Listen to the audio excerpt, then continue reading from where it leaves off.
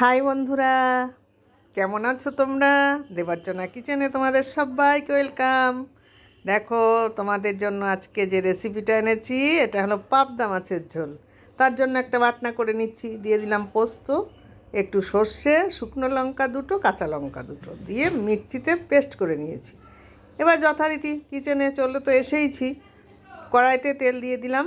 তেল দিয়ে এবার তেলটা গরম হওয়ার জন্য একটু অপেক্ষা। তেল গরম হয়ে গেছে। এখন আমি পাবদা মাছে লবণ, হলুদ আর সামান্য একটু গায়ে তেল মাখিয়ে নিয়েছি। কারণ কি বলো তো, পাবদা মাছ খুব ফোটে, সেই জন্য তেল মাখিয়ে নিলে এটা ফোটে না। দিয়ে দিলাম মাছ, 3টে মাছ দিলাম, এর বেশি আর দেওয়া যাবে না। এবার মাছ দিয়ে ঢাকা দিয়ে দেবো। যা ফুটবি তুই ওর মধ্যে ফোট, আমার গায়ে না লাগলেই হলো। তবে বেশি কিন্তু ফুটছে না, আওয়াজ নেই, কারণ আমিও তো চালাক কম না। দিয়ে দিয়েছি গায়ে তেল মাখিয়ে। যেসব মাছের গায়ে আঁশ থাকবে না, তোমরা সেই সব মাছকে গায়ে তেল মাখিয়ে লবণ হলুদ মাখাবে। যখন লবণ হলুদ মাখাবে তেল মাখিয়ে, তাহলে কী হবে বলো তো, ফোটার ভয়টা থাকবে না। তারপরে ঢাল তরোয়াল তো আছেই আমাদের, তাই না? রান্নাঘরে যুদ্ধ করতে যখন এসেছি, ঢাল তরোয়াল আমরা নিয়েই আসি। এবার ঢালটা দিয়ে দিয়েছি, দিয়ে ঢাকা দিয়ে দিয়েছি।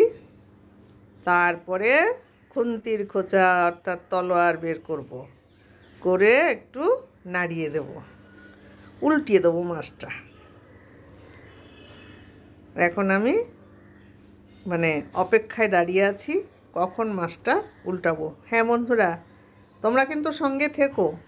দেখো, রান্না করি, অনেক কষ্ট হয় আমার, দাঁড়িয়ে থাকতে আমার পা ঝিনঝিন ঝিনঝিন করে, অনেক কষ্ট হয়। অনেক কষ্ট করে তোমাদের জন্য আমি রেসিপিগুলো করি।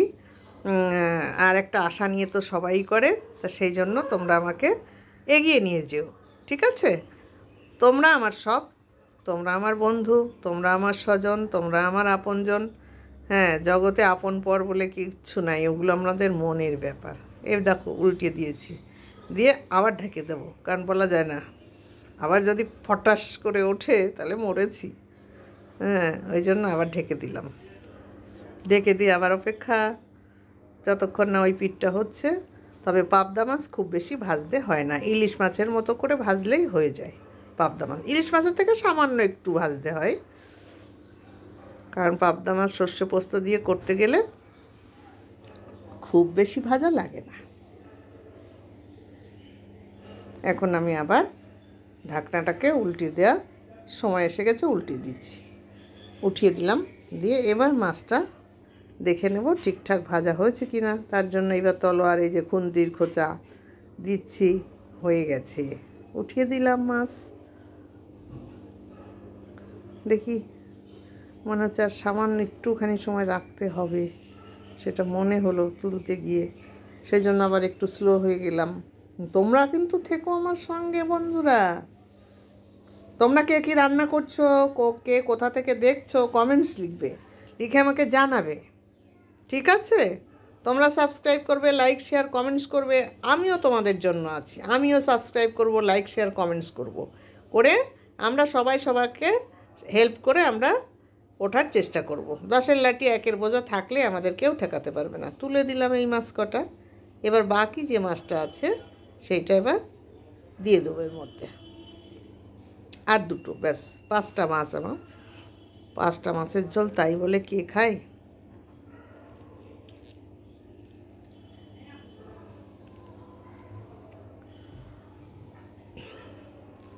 মাছগুলো একদমই ফুটছে না বেশি, একটু টুস টুস করছে।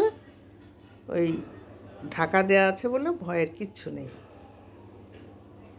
আর আলগা রাখলে ওই টুস টুসটাও হয়তো এসে গায়ে লাগতে পারতো, কিন্তু বেশি জোরের ক্ষমতা নেই, কারণ যেহেতু তেল মাখানো আছে। এটা খুব স্পটে রান্না এবং খেতে অতি সুন্দর, খুব টেস্ট। একমাত্র এইটা থাকলে আর তার কোনো তরকারি লাগবে না। হ্যাঁ, আর তরকারি এইটা দিয়ে খেলে পেট ভর্তি হয়ে যাবে, তরকারির দিকে তাকানোর মতো আর তার উপায় থাকবে না, এতটাই টেস্ট হয়। দেখো, এই পিঠটা হয়ে গেছে। এখন আমি এটাকে পাল্টিয়ে দিচ্ছি, তলার পিঠটা। হ্যাঁ, আবার একটু ঢেকে দেবো, বলা যায় না, যদি কিনা ফটাস করে ওঠে। ঢেকে দিলাম।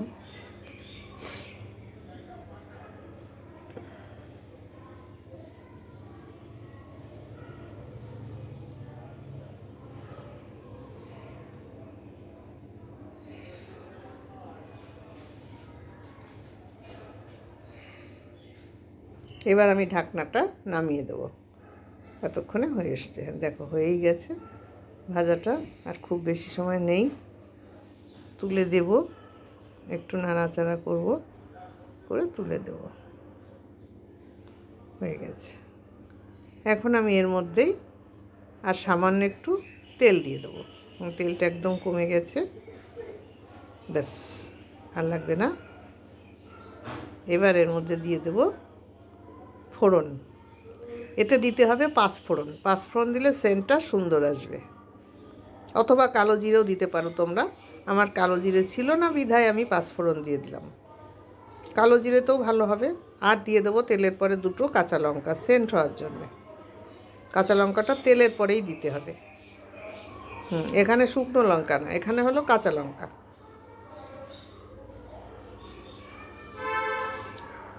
এবার দিয়ে দিচ্ছি একটু ধনে আর জিরে একসঙ্গে পেস্ট করা, খুব সামান্য দিয়ে দিলাম, অল্প একটু, একটা সেন্ট হওয়ার মতন দিয়ে দিলাম। দিয়ে এটাকে একটু নাড়িয়ে চাড়িয়ে নেব, এর কাঁচা গন্ধটা যাতে খুব একটা না থাকে, আবার বেশি ভাজাও করব না।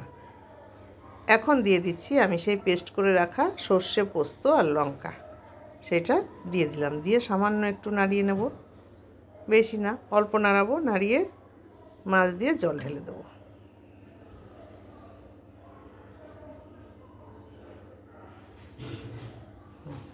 আমি মাছের সাথে আর এই মশলার সাথে জাল দেবো, মাছও হয়ে যাবে, মশলাও আমার জাল হয়ে যাবে। বেশি জল দেব না, অল্প জল দেব, যেহেতু এটাতে অনেক ঝোল রাখলে ভালো লাগে না।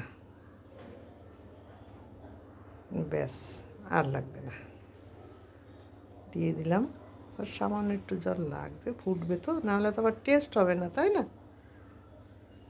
এবার দিয়ে দেবো পরিমাণ মতো আমি লবণ দেব, হলুদ দেব একটু, এই দিয়ে দিলাম পরিমাণ মতো লবণ। যার মাছ যেমন সে তেমন পরিমাণে লবণ দেবে। লঙ্কাটা যারা যেমন খাও তেমন লঙ্কা দেবে তোমরা। একটু হলুদ দিয়ে দিলাম, রঙটা দেখতেই পাচ্ছ ফার্স্ট ক্লাস হয়েছে। আমি একটু খুন্তি দিয়ে নাড়াচাড়া করে দেব,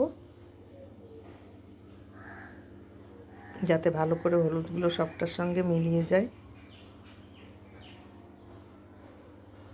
রঙটা কিন্তু খুব সুন্দর এসছে, দেখতেই পাচ্ছ। রং দেখলেই মনে হচ্ছে জিভ দিয়ে জল আসছে। সোনা তো পিছন দিকে দাঁড়িয়ে দাঁড়িয়ে পাগলের মতো করছে, মানে তাড়াতাড়ি নামাও। আমি দাঁড়াও। এবার একটু কাঁচা তেল দিয়ে দিলাম এর মধ্যে, দিলে টেস্টটা আরও বেশি উজ্জ্বল হবে। হ্যাঁ, কাঁচা তেলের একটা গন্ধ আসবে, এদিকে সর্ষে বাটা, পোস্ত বাটা, মানে এটা তো ভাপা এক ধরনের।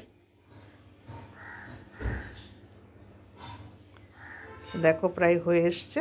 আমি বেশি জল দেইনি, যার জন্য বেশি টাইম আমার লাগবে না, মশলার কাঁচা গন্ধটা গেলে। এবার দিয়ে দিচ্ছি আমি ধনে পাতা কুচি। এখন রান্নাটা আমার প্রায় শেষের পথে। ওদিকে ডাল করেছি, লাবড়া করেছি, শাক ভাজা, বেগুন ভাজা, পেঁয়াজকলি ভাজা, অনেক কিছু করা হচ্ছে। সেগুলো তো আর দেখানো, এত রান্না দেখানো তো সম্ভব নয়, তাই তোমাদের এইটাই দেখিয়ে দিলাম। দেখো আমার রান্না হয়ে এসছে, এবার ঢেলে দেওয়ার পালা। এই যে আমি ঢেলে দিয়েছি, কত সুন্দর লাগছে। ভিডিওটা ভালো লাগলে লাইক, শেয়ার, কমেন্টস করো, সাবস্ক্রাইব করো। আজ তাহলে এখানে শেষ।